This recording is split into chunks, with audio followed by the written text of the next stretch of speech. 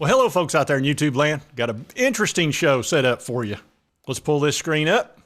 Coaches are ranked. This should be fun. Yeah, I definitely think this is going to be entertaining. And I really haven't spent a lot of time reading through this yet because I kind of want to react to it at the same time you do. I have a pretty good idea where some of them are, but not all of them. And this could be fun.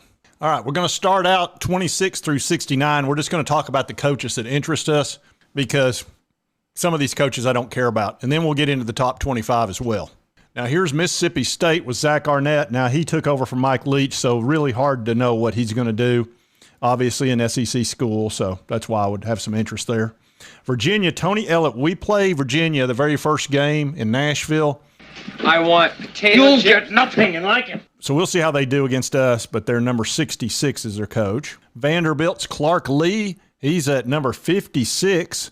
Now, he did have a couple of nice wins last year. He beat Florida and also Kentucky, which shocked the world.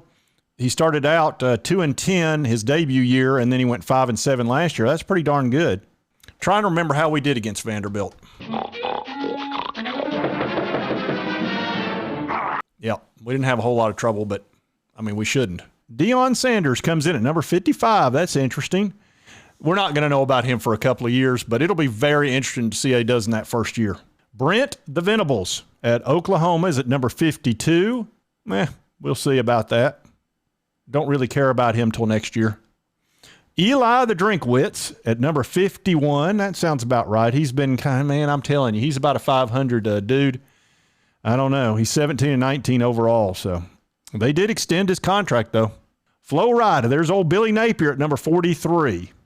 Says if you knew Florida would have a QB that would be drafted number 4, you would have expected a whole lot better than 6 and 7 last year. So we'll see how they do this year. I don't think they've got their quarterback situation squared away at all. Sam Pittman at number 42 of Arkansas. Shane Beamer, number 40 at South Carolina. He was 41 last year. He bumped a little bit. There's Mario Cristobal. There's Marcus Freeman at number 38. Steve Sarkisian, 37. The Lanning guy at 36. There's old Gus Malzahn at UCF, number 34. And there's old Hugh Freeze for Auburn, number 26. That's pretty good. But now let's get into the top 25. That's the most interesting. All right, here's old Jimbo Fisher at number 20. He dropped from number 5 to number 20. So he lost 15 spots. And that's understandable. What were they, 5-7 last year or something? Mark Stoops coming in at number 18. And he'd had a couple of really good years, and then last year was kind of marginal. Josh Heupel, number 16, he jumped up from number 33 last year, so he's probably your biggest riser of the year. The elite, best of the best. We'll make it better.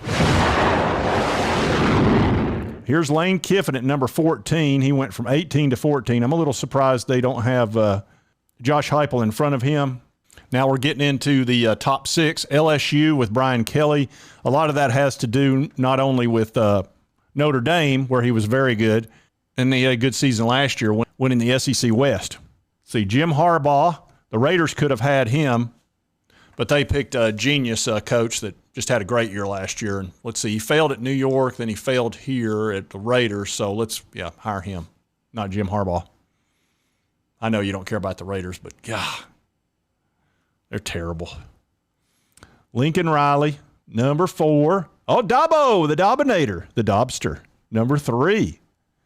How'd you do in that bowl game, Dob? Oh, who won that fight anyway? Number 2 is the Curb Meister, Kirby Smart. And then number 1 is, well, I'm shocked. It's Nick Saban. He's only won 7 national titles. He doesn't deserve to be number 1. Now they're going to go into some fun stuff.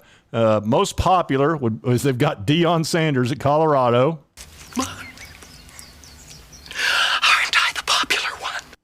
Most attractive, Matt Rule. Who cares about that crap? Most likely to win big early is Luke Fickell at Wisconsin. Most likely to win big later is Hugh Freeze. Future Power 5 hires, Jamie Chadwell and Tom Herman. Toughest rebuild, Troy Taylor at Stanford. Longest leash, Jeff Brom at Louisville. Shortest leash, Zach Arnett and Brent Key.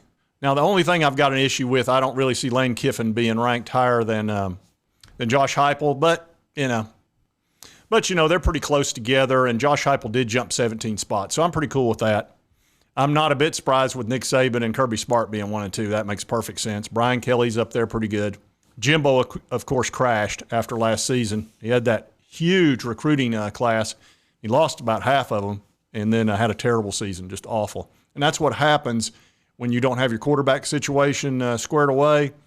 And he's kind of overrated anyway. Yeah, he won a national title at Florida State, but he was in the ACC, and he had a great quarterback, you know. So we'll see how he does this year. He needs to make a comeback or he could be on the hot seat. Then you got Billy Napier outside of the top 25. I think he was 40th, wasn't he? That's probably about right. That's a guy that must win. If he doesn't win, I don't see him lasting, but that's just my opinion. Lane over there laying in wait like an alligator, just waiting for that wildebeest to come across so he could snag his job. So I thought that'd be kind of fun to take a look at that and see how they ranked everybody. Not that it's all that important, but it's fun, especially in the off season. So we have a little bit of fun with it. Anyway, if you like this content, be sure to hit that like button. Let's be able to continue to cover the Vols and all that good stuff. If you've not subscribed, it's on your right, my left. Just boop, that's all you got to do. And right over here's my most recent video, and the algorithm thinks you're going to love that. And we'll see you next time on Sports Talk Jay.